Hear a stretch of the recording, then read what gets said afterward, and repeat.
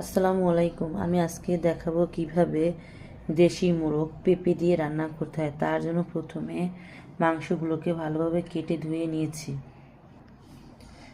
পেঁপে দিয়ে রান্না করব, তার জন্য পেঁপে ভালো করে কেটে ধুয়ে নিয়েছি। এখন কিভাবে রান্না করব তোমাদের দেখাবো। তেল দিয়ে দিয়েছি, এখন পরিমাণ মতো পেঁয়াজ কুচি, আদা রসুন জিরা বাটা, পরিমাণ মতো এলাচ দারচিনি তেজপাতা দিয়ে দেবো।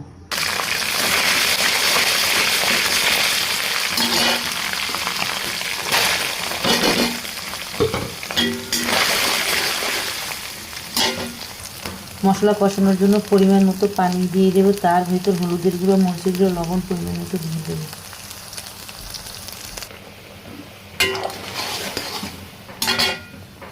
মশলা কষানো শেষের ভেতর আমি মাংসগুলো দিয়ে দেবো কষানোর জন্য।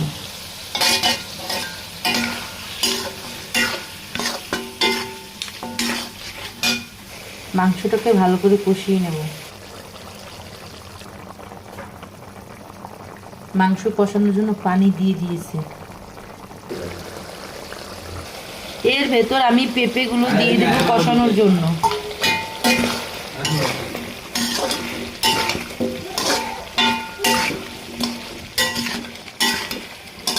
এটাকে ভালো করে কষিয়ে নেব। পরিমাণ মতো পানি দিয়ে দেবো রান্না করার জন্য। এটাকে 5 মিনিটের জন্য ঢাকনা দিয়ে ঢেকে রাখবো। এর ভেতর আমি 2-3টা কাঁচামরিচ দিয়ে দেব।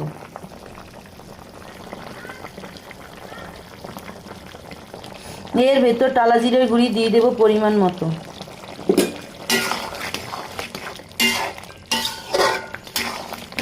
আপনারা বাসায় এভাবে পেঁপে দিয়ে দেশি মোরগ রান্না করে খাবেন, এটা খেতে খুবই মজা হয়ে থাকে।